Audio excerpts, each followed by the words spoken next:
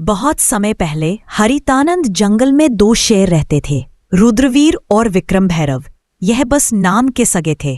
खून का रिश्ता था, लेकिन दिलों में जंग छिड़ी थी।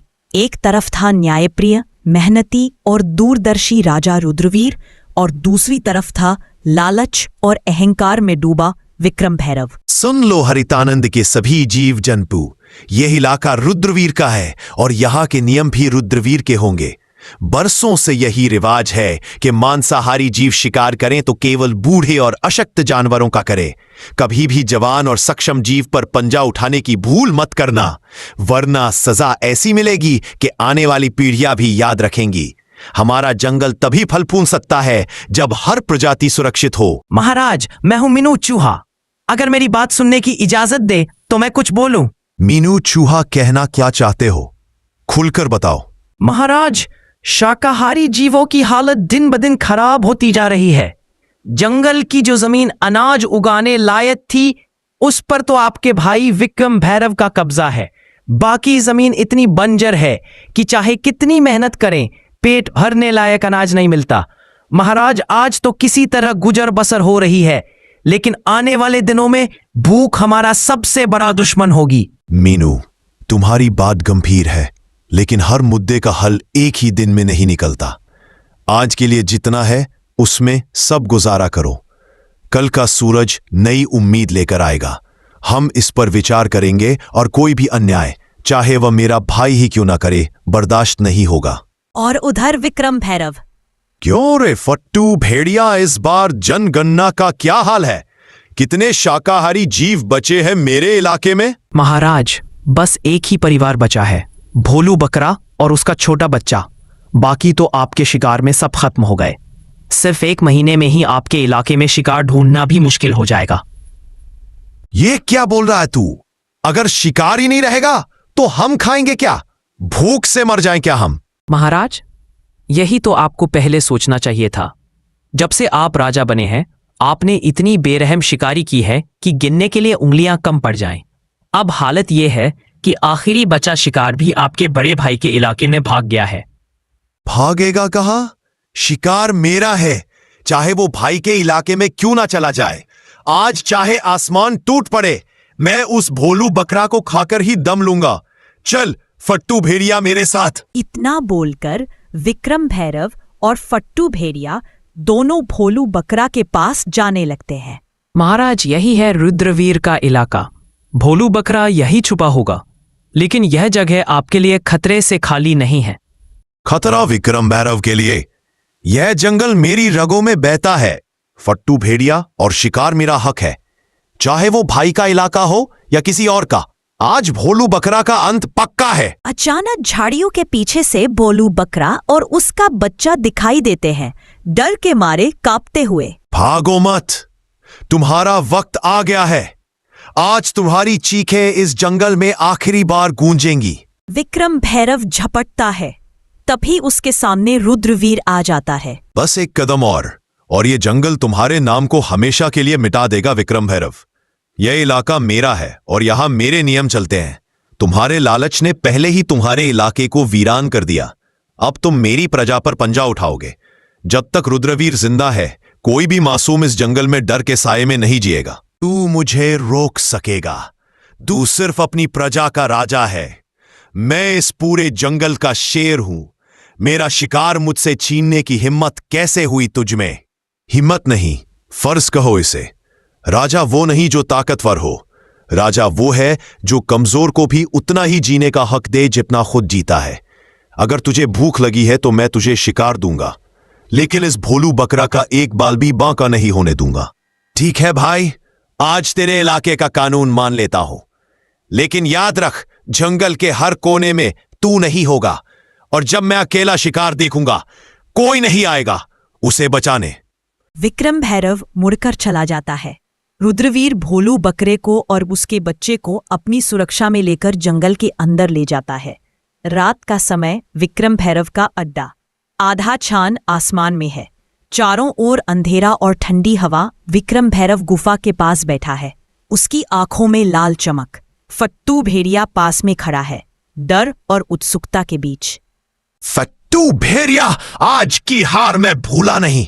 शेर खान ने सबके सामने मेरी इज्जत मिट्टी ने मिला दी, लेकिन जंगल में ताकतवर वही नहीं होता जो सीधे पंजा मार दे।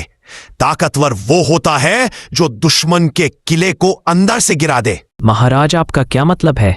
मतलब ये कि अब हम रुद्रवीर के इलाके में ऐसे बीज बोएंगे जो उसकी प्रजा को उसी के खिलाफ कर दे। हम पहले उसके जंगल में अराजकता फैलाएंगे, अनाज चुराएंगे, पानी के स्रोत गंदे करेंगे ताकि उसकी प्रजा भूखी और प्यासी हो जाए। फिर जब लोग उसके फैसलों से नाराज होंगे तो मैं आऊंगा उनके लिए मुक्तिदाता बनकर। इतना बोलकर विक्रम भैरव और फट्टू भेड़िया दोनों रात में रुद्रवीर के इलाके में चले जाते हैं और वहां जाकर तालाब में सड़ा हुआ मांस फेंक देते हैं और गुफा से अनाज को चुरा लेते हैं और फिर अपने जंगल वापस आ जाते हैं। तभी अगली सुबह। महाराज, आज सुबह जब मैं सीमा की गश्त पर निकला तो मैंने कई जगह पैरों के निशान देखे। वह हमारे इलाके के नहीं हैं। ऐसा लगता है कि कोई रात के अंधेरे में आया, चोरी की और फिर वापस चला गया। यह सिर्फ पानी और अनाज की कमी का मामला नहीं है महाराज, यह किसी बड़े षड्यंत्र की शुरुआत है। मैंने अपने कानों से सुना है महाराज, पिछली रात पहाड़ी के पार कुछ अजनबी भेड़ियों की बातें हो रही थी। वे कह रहे थे जब भूख बढ़ेगी तो राजा पर शक खुद उसकी प्रजा करेगी। यह शब्द मुझे बेचैन कर रहे हैं। महाराज, हमें जल्दी कुछ करना होगा, वरना भूख और डर हमारी एकता को तोड़ देंगे। महाराज, मैं तो बस पानी लेने तालाब गया था, लेकिन वहां की हालत देखकर मेरा दिल बैठ गया। पानी में से सड़ी हुई बदबू आ रही है, मछलियां ऊपर तैर रही है। अगर ऐसे ही रहा तो ना हम पी पाएंगे ना फसल उगेगी। मुझे तो लगता है कि यह काम किसी अंदर के गद्दार का भी हो सकता है जो दुश्मन का साथ दे रहा है। महाराज, मैं आपसे एक बात साफ साफ कहूंगी, यह काम सीधा साधा नहीं है। यह योजना किसी ऐसे के दिमाग से निकली है जो हमें अंदर से कमजोर करना चाहता है। विक्रम भैरव के पंजे सीधे हमारे इलाके तक नहीं पहुंच सकते, लेकिन उसकी चालाकी जरूर पहुंच सकती है। अगर आप कहे तो मैं रात में गुप्त रूप से उसके इलाके में जाकर पता लगा सकती हूं कि वो क्या साजिश रच रहा है। तुम सब मेरे परिवार हो और इस जंगल के रखवाले भी। विजय घोड़ा, तुम सीमाओं की चौकसी दोगुनी कर दो। बलवंत हाथी, तुम अपनी ताकत से पानी के तालाब को साफ करने में मदद करो। ढोलू गधा, तुम गांव-गांव घूमकर सबको हौसला दो ताकि डर फैले ना पाए। और लूना लोमड़ी, तुम मेरी आंख और कान बनकर विक्रम भैरव के इलाके में जाओ और सच लेकर लौटो। अगर विक्रम भैरव ने सच में यह वार किया है तो अगली लड़ाई जंगल की सबसे बड़ी लड़ाई होगी। सन्नाटे में लूना लोमड़ी रुद्रवीर के आदेश पर विक्रम भैरव के इलाके की ओर बढ़ रही थी। उसके हल्के हल्के कदम सूखी पत्तियों को भी आवाज नहीं करने देते थे। आज उसका हर सांस, हर नजर मौत के साए में थी। मुझे सावधान रहना होगा। विक्रम भैरव के इलाके में जरा सी आवाज भी मौत बुला सकती है, लेकिन सच जानना जरूरी है ताकि रुद्रवीर और हमारा जंगल बच सके। विक्रम भैरव का अड्डा गुफा के पास में विक्रम भैरव और फट्टू भेड़िया धीमे स्वर में बातें कर रहे हैं। लूना लोमड़ी पेड़ के पीछे छुप जाती है। फट्टू भेड़िया, पहला वार कामयाब रहा। रुद्रवीर की प्रजा भूखी और प्यासी है। अगला कदम यह होगा कि उनके बीच झगड़े करवाओ। अनाज और पानी के लिए लड़ाई होगी, तब मैं आऊंगा उन्हें बचाने के नाम पर। महाराज, लेकिन अगर रुद्रवीर को शक हो गया तो? शक से क्या होगा? जब तक उसके अपने लोग उस पर भरोसा खो देंगे, वो कुछ नहीं कर पाएगा। याद रख फट्टू भेड़िया, शेर को हराने के लिए उसके पंजे नहीं, उसके दिल पर वार करो। लूना लोमड़ी यह सुनकर हैरान रह जाती है। उसके कान खड़े हो जाते हैं, लेकिन तभी पास में एक सूखी टहनी टूट जाती है और हल्की सी आवाज गूंजती है। महाराज, कुछ आवाज आई। कौन है वहां? लूना लोमड़ी तेजी से झाड़ियों में से निकलकर अंधेरे में गायब हो जाती है। विक्रम भैरव और भेड़िया उसका पीछा करने की कोशिश करते हैं, लेकिन वो लोमड़ी की फुर्ती से बच निकलती है। और अगली सुबह। महाराज, मैंने सब सुन लिया है। विक्रम भैरव हमारी प्रजा को आपसे अलग करना चाहता है। वो भूख, प्यास और झगड़े फैलाकर आपको कमजोर बनाना चाहता है और फिर खुद राजा बनना चाहता है। तो अब समय आ गया है विक्रम भैरव की चाल का जवाब उसी की चाल से देने का। हम उसकी सोच से तेज चलेंगे और जंगल को बचाने के लिए हर कीमत चुकाएंगे। लूना लोमड़ी की खबर ने पूरे दरबार में आग लगा दी। अब शेर खान के सामने सिर्फ एक रास्ता था, एक ऐसी योजना बनाना जिसमें रुद्रवीर की चाल नाकाम हो और जंगल की एकता वापस लौट आए। सुनो मेरे साथियों, आज हम सिर्फ अपनी हुकूमत नहीं बल्कि पूरे जंगल का भविष्य बचाने जा रहे हैं। विक्रम भैरव ने सोचा कि वो भूख और डर फैलाकर हमें तोड़ देगा, लेकिन वह भूल गया कि एकजुट जंगल को कोई नहीं तोड़ सकता। विजय घोड़ा, तुम्हारी रफ्तार पूरे जंगल में सबसे तेज है। तुम सीमा पार विक्रम भैरव के इलाके के चारों ओर गश्त करोगे और अगर उसकी कोई टुकड़ी हमारी तरफ बढ़े तो तुरंत खबर लाओगे। महाराज, जब तक मेरे पैर में जान है कोई दुश्मन इस तरफ नहीं आ पाएगा। बलवंत हाथी, तुम्हारी ताकत हमारी ढाल होगी। तुम अनाज के भंडार के पास रहोगे ताकि विक्रम भैरव का कोई आदमी चोरी ना कर सके। महाराज, मेरी मौजूदगी में अनाज का एक दाना भी इधर उधर नहीं होगा। ढोलू गधा लोग तुम्हें कम आंकते हैं, लेकिन तुम्हारी याददाश्त और सहन शक्ति सबसे बड़ी ताकत है। तुम जंगल के हर घर जाओगे और सबको समझाओगे कि विक्रम भैरव की अफवाहों पर भरोसा ना करे। महाराज, जब तक मेरी आवाज पहुंचेगी कोई भी अपने राजा पर भरोसा खोएगा नहीं। मीनू चूहा, तुम्हारा कद छोटा है लेकिन काम बड़ा।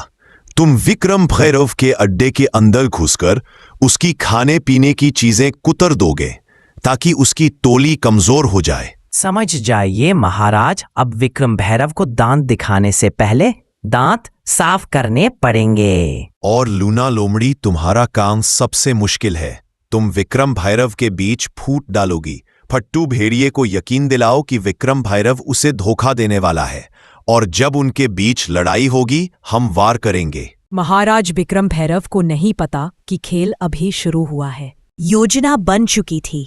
अब ये सिर्फ ताकत की लड़ाई नहीं थी, ये थी दिमाग, हिम्मत और एकता की परीक्षा। जंगल की सांसें तेज हो चुकी थी क्योंकि विक्रम भैरव को खबर तक नहीं थी कि रुद्रवीर ने मोर्चा संभाल लिया है। फट्टू भेड़िए, आज भोलू बकरा मेरे पंजे से नहीं बच पाएगा। जो भी सामने आए उसे रौंद देना। महाराज, रास्ता साफ है लेकिन लगता है कोई हमें देख रहा है। कुछ भी नहीं होगा। अब होगी तो सिर्फ मौत, वो भी रुद्रवीर की। चलो पहले उसके सूखे मांस के बोरे में छेद कर देता हूं, फिर उसके पानी के घड़े में भी। अब देखता हूं कितने दिन ताकत में रहता है। इधर हाथी और लोमड़ी विक्रम भैरव के सामने आ जाता है। रास्ता बंद है। अगर एक कदम भी आगे बढ़ाया तो सीधा आसमान में उछाल दूंगा। मेरे रास्ते से हट जा हाथी, वरना तेरे कान फाड़ दूंगा। कोशिश करके देख ले। हाँ हाँ फट्टू भेड़िए, सुना है विक्रम भैरव तुम्हारे हिस्से का शिकार खुद खाने वाला है। तुम उसके लिए सिर्फ नौकर हो। क्या वो मुझे धोखा देगा? सोच ले, अभी भोलू बकरा तेरे पंजे में आ सकता है, वरना विक्रम भैरव सब खा जाएगा। महाराज, विक्रम भैरव जंगल में प्रवेश कर चुका है। जल्दी चलिए महाराज।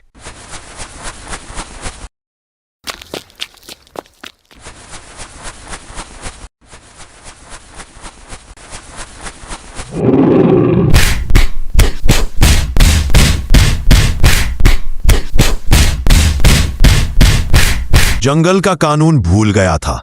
विक्रम भैरव, आज तुझे जिंदा छोड़ रहा हूं ताकि तू याद रखे, राज ताकत से नहीं एकता और न्याय से चलता है। रुद्रवीर, तूने मुझे जिंदा छोड़कर गलती की। अब मैं जंगल का राजा नहीं, जंगल का साया बनूंगा और तुझे वही खत्म करूंगा जहां तू सोच भी नहीं सकता। विक्रम भैरव, तेरा साथ देकर मैंने कुछ नहीं पाया। अब मैं रुद्रवीर महाराज के पास जा रहा हूं। जा फट्टू भेड़िया, पर याद रख, विक्रम भैरव की छाया से कोई नहीं बचता। मैं फिर लौट कर आऊंगा।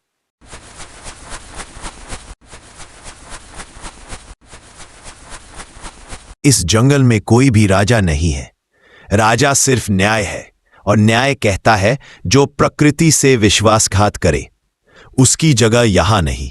तो दोस्तों, इस तरह रुद्रवीर विक्रम भैरव को एक और जिंदगी जीने का मौका देता है और फिर हरितानंद जंगल फिर से शांत हो गया। लूना लोमड़ी, विजय घोड़ा और बलवंत हाथी सब अपने अपने काम में लग गए।